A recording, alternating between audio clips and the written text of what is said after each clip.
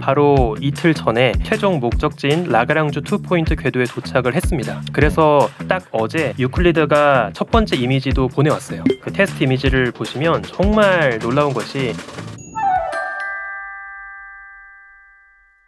네, 안녕하세요. 과학으로 짧게 창피해 이독실입니다. 오늘 초대한 손님은 우주와 고양이를 사랑하는 과학 커뮤니케이터 직접 소개를 해주시는 것이 가장 좋을 것 같습니다. 우리 지웅배님 오셨습니다. 어서 오십시오. 네, 반갑습니다. 저는 연세대학교 은하진화연구센터에서 은하들을 함께 연구하고 있는 우주먼지 천문학자 지웅배입니다. 아, 반갑습니다. 반갑습니다. 진화를 연구하고 계시죠? 네, 맞습니다. 다윈의 진화론. 단어 자체는 사실 똑같은데 생명체의 진화라기보다는 그 별들이 모여있는 은하가 어떻게 형태를 바꾸느냐 이런 거를 연구한다고 보시면 되겠습니다. 그런데 오늘은요 과장창보다는 과진충, 과학으로 진지해도 충분해, 과학으로 진지해도 충분하잖아, 약간 이런 느낌으로 과진충으로 여러분 놀라지 마시고요. 너무 궁금했습니다. 지난번에 저희 시즌 3, 4 할 때 오셨었는데 그때도 제가 정말 넋을 잃고 아인슈타인이 앞에 있어도 그 양자론을 안 믿을 겁니다. 그런데 전 지웅배님이 말씀하신 이야기는 그냥 믿기로 결심을 했어요. 이분이 이야기하시면 틀리지 않습니다. 왜 그러느냐? 진정한 과학자의 자세인 것 같은데요. 내가 어디까지 아는지를 딱 설정을 하고요. 그 이상은 말씀하지 않으세요. 그래서 여러분도 신뢰하시면 됩니다. 오늘 지웅배님의 말씀을 듣고 우리 우주먼지님이 투자라고 하는 곳에 투자하시면 일확천금을 손에 넣을 수 있습니다. 맞습니까? 그건 아닌 것 같습니다. 일단 유클리드 우주망원경은 이미 너무 익숙하게 알고 계시겠죠. 지금 어디 있나요? 일단 발사가 지난 7월 1일에 올라갔거든요. 그리고 이미 한 달이 지났기 때문에 바로 이틀 전에 최종 목적지인 라그랑주 2포인트 궤도에 도착을 했습니다. 아, 도착했어요. 네, 그래서 딱 어제 유클리드가 첫 번째 이미지도 보내왔어요.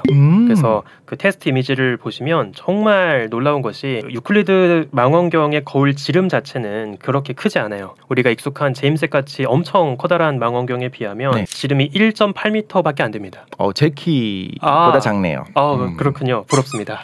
네, 허블보다도 작습니다. 그러니까 작네요. 네, 근데 작은 대신에 어떤 그 장점이 있냐면 디테일하게는 못 보지만 넓은 화각으로 넓은 하늘을 한꺼번에 볼 수 있어요. 조금씩 다 찍어서 합성하면 안 됩니까? 그게 되게 좀 힘든 게 너무 좁은 시야로만 보게 되면 한 번에 담을 수 있는 면적이 결국 좁아지죠. 되게 좁기 때문에 네. 같은 커다란 면적을 다 훑으려면 엄청 긴 시간이 필요한 거예요. 그래서 오히려 어설픈 해상도로 네. 넓은 화각을 보는 게 더 좋은 전략인 거죠. 그러면 이제 임무 수행을 바로 할 거냐라기보다는 이제 라그랑주 2포인트에 도착만 한 거고 네. 이제 본격적으로는 조금 더 시간이 세팅하는 데 걸릴 것 같은데 네, 맞습니다. 일단 라그랑주 포인트가 뭡니까? 간단하게 말씀을 드리면 태양 주변에 지구가 빙글빙글 돌고 있잖아요. 네. 그런데 태양도 중력이 있고 지구도 중력이 있다 보니까 지구와 태양 사이 어느 자리에 놓여 있는지에 따라서 우주선이 느끼게 되는 힘이 조금씩 달라져요. 한번 간단하게 몇 가지만 소개를 드리면 예를 들어서 어떤 우주선이 태양 주변에 지구보다 안쪽 궤도를 돌고 있다고 생각을 해볼게요. 네. 그러면 지구 빼고 생각을 해보면 지구보다 태양에 더 바짝 붙어있기 때문에 원래는 지구가 느끼는 태양 중력보다 더 강한 중력을 느끼고 있어야 할 거예요. 그렇겠죠. 더 안쪽에 있으니까. 지구를 신경 쓰지 않으면 이 우주선은 원래는 지구보다 빠르게 돌아야 될 거예요. 그러네요. 네. 그런데 지구가 바깥에 있죠. 네. 그러면 반대로 지구의 중력이 태양에 의해 안쪽으로 끌려가려고 하는 중력을 조금 약하게 만들어줍니다. 그러면 적당한 거리의 우주선을 올릴 수 있다면 되게 우연하게도 지구가 도는 속도와 같은 속도로 돌 수 있게 할 수 있어요. 그러면 계속 태양과 지구 사이에 우주선을 주차시켜 놓고 네. 거기 고정된 채 움직일 수 있게 하는 거죠. 마찬가지로 반대 방향에도 그런 포인트가 가능합니다. 그래서 라그랑주 포인트 2 포인트에 제임스 웹도 올라가 있고 이번에 유클리드도 올라가 있고요. 이전부터 되게 많은 망원경들이 찾아가고 있는 뷰 포인트 중에 하나입니다. 거기 부딪히면 안 됩니까? 부딪힐 수도 있잖아요, 둘이. 되게 재밌는 질문인데요. 다행히도 라그랑주 2 포인트에 딱 모여 있는 것이 아니라 포인트를 중심으로 다양한 궤도를 별도로 돌고 있기 때문에 망원경들끼리 부딪힐 걱정은 하지 않아도 좋습니다. 유클리드 망원경은 그래서 넓게 본다라고 하는 걸 넘어서 그렇기 때문에 할 수 있는 특별 미션이 좀 있을 것 같아요. 네, 맞습니다. 이제 제임스 같은 경우에 경우에는 되게 좁은 시야 안에서 특정한 천체만 타겟팅을 해서 관측을 하기 때문에 각각의 개별 천체의 특징을 주로 연구를 하는 거예요. 근데 유클리드 같은 경우에는 되게 넓은 화각으로 우주의 지도를 쫙 훑어보다 보니까 우주 안에 가까운 우주부터 먼 우주까지 은하들이 어떻게 분포하는가, 즉 은하들의 3D 지도를 그리는 거죠. 그러면 은하의 분포라는 건 결국에 우주 속의 물질의 분포거든요. 우주 속에 암흑 물질을 포함해서 물질들이 어떻게 분포하는지를 완성하는 겁니다. 그래서 말 그대로 우주 속 물질의 분포 지도를 그려나가겠다라고 하는 것이 유클리드의 궁극적인 목표입니다. 그런데 암흑 물질은 뭔지 모르지 않습니까? 근데 분포를 네. 어떻게 알 수 있을까요? 그리고 애써서 지금 말씀 안 하고 계시는데 암흑 에너지, 네네. 암흑 에너지도 할 거면 같이 탐사해야 되지 않을까? 네, 맞습니다. 일단 너무 좋은 질문들을 주셔서 첫 번째 답변부터 드리면 암흑 물질은 이따 자세하게 설명드리긴 하겠지만 빛을 내지 않는 이상한 물질이거든요. 네. 그래서 암흑 물질을 파악할 수 있는 방법은 중력밖에 없습니다. 그래서 우리가 주로 쓰는 방법이 뭐냐면 암흑 물질이 주변의 시공간을 왜곡하면서 근처를 지나가는 빛의 경로를 휘어버리게 하고 원래는 보이지 않아야 할 이상한 허상 같은 게 보이게 만들기도 해요. 일종의 중력에 의한 신기루라고 볼 수 있겠죠. 중력 렌즈랑은 좀 다른 건가요? 맞습니다. 중력 렌즈입니다. 그런데 약간 여기서 좀 다른 게 뭐가 있냐면 우리가 보통 허블이나 제임스 웹 사진에서 보게 되는 중력 렌즈는 그냥 하나의 커다란 은하단 자체가 통째로 일으키는 되게 뚜렷한 중력 렌즈예요. 그냥 렌즈 같죠, 정말로. 네. 네. 우리가 이걸 뭐라고 하냐면 강한 중력 렌즈, 스트롱 그래비테이셔널 렌즈라고 부릅니다. 근데 유클리드가 하려고 하는 건 뭐냐면 어떤 하나의 커다란 은하단 같은 물질 덩어리에 의한 중력 렌즈가 아니라 정말 가까운 우주부터 먼 우주까지 긴 거리에 걸쳐 되게 많은 암흑 물질들이 막 듬성듬성 분포할 거 아니에요. 그러면 한 번 렌징을 겪는 게 아니라 계속 빛이 통과하면서 중첩되고 하면서 되게 복잡한 렌징이 만들어지게 돼요. 그렇죠. 그래서 우리가 이거를 약한 중력 렌즈, weak gravitational 렌징이라고 부르는데 유클리드가 중점적으로 보려고 하는 건 이 되게 복잡한 약한 중력 렌즈를 파악하는 겁니다. 야, 이거 너무 어렵다. 계산도 어렵겠네요. 맞습니다. 계산도 되게 어렵죠. 이 가능은 한가요, 근데? 다행히 이 방법 자체는 이미 기존의 지상망원경 관측 때부터 쭉 해오던 작업이었어요. 그래서 더 방대하고 선명한 우주망원경의 데이터로 이 작업을 하겠다라고 해서 올라가고 있는 거라서 방법 자체는 충분히 존재하고 가능한 이야기입니다.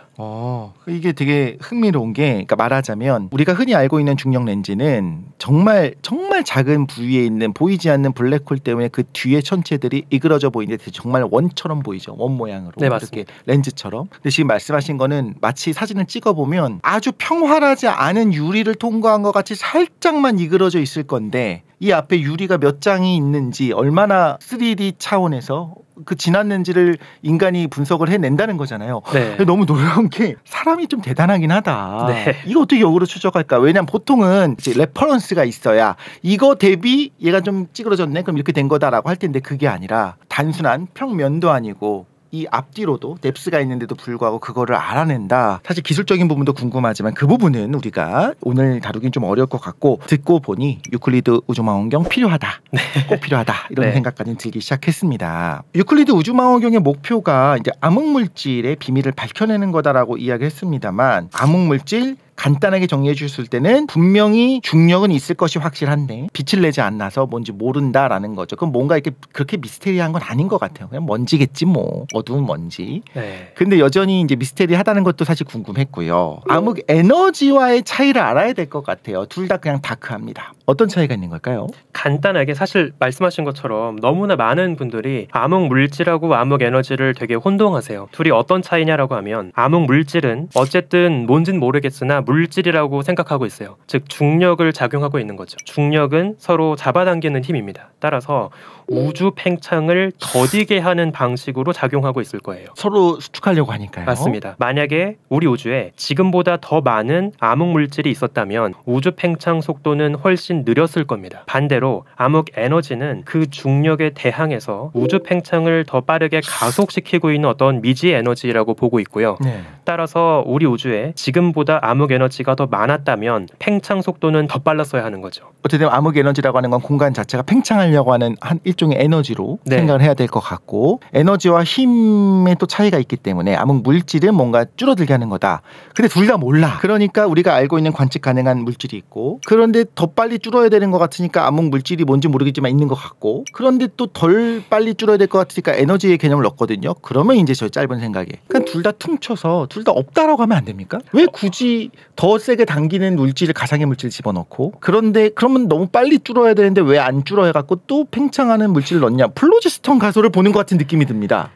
사실 정말 너무 정확한 지적인 게, 많은 천문학 바깥에 계신 분들이 암흑 물질이나 암흑 에너지에 대한 이슈를 그런 식으로 받아들이시거든요. 저처럼요. 근데 하나 제가 좀 소개를 드리고 싶은 게, 암흑 물질이 도입된 그 배경과 암흑 에너지가 도입된 배경은 조금 다르긴 해요. 암흑 물질은 애초에 우주의 진화를 이야기하려고 도입이 되었던 것이 아니라 개별 은하 또는 은하가 모여있는 은하단 정도에서 별과 은하들의 움직임을 설명하려고 도입이 되었던 개념이에요. 그러니까 우주론을 고민하기 한참 전부터 은하나 은하단의 진화를 이야기하기 위해서 도입이 되었던 별도의 개념인 거죠. 저런 모양이나 저렇게 움직이려면 질량이 더 있어야 되는데 보이는 건 너무 적어. 네, 맞습니다. 그럼 뭔가 있겠지라고 생각을 한 개념인 거죠. 그래서 암흑 물질은 암흑 에너지가 도입되기 한참 전부터, 거의 50년 전부터 일찍이 자리가 잡은 개념이었어요. 그 상황에서 우주의 팽창을 측정해 보니까 수축할 줄 알았는데 더 빨라지고 있더라. 가속 팽창이 이제 나중에 발견이 된 거고요.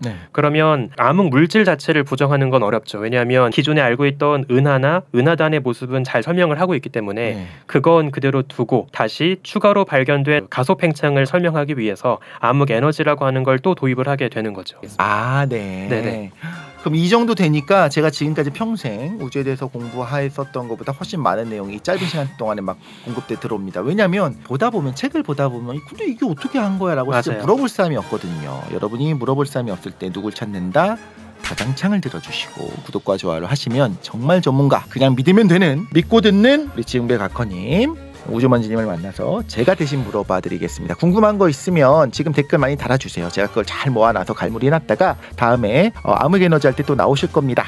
그때 또 제가 대신 질문을 드리도록 하겠습니다. 흥미로운 시간이었고, 한 2번 3번 반복해서 듣다 보면 이해할 수 있겠죠? 그러고 나면 또 우주의 신비가 조금 더 밝혀지지 않을까 생각이 들기도 합니다. 오늘 우리 힘차게 한번 마무리해보도록 하겠습니다. 대한민국 모두가 과학으로 장난치는 그날까지 모두에게 과학이 필요한 시간, 과장창 파이팅!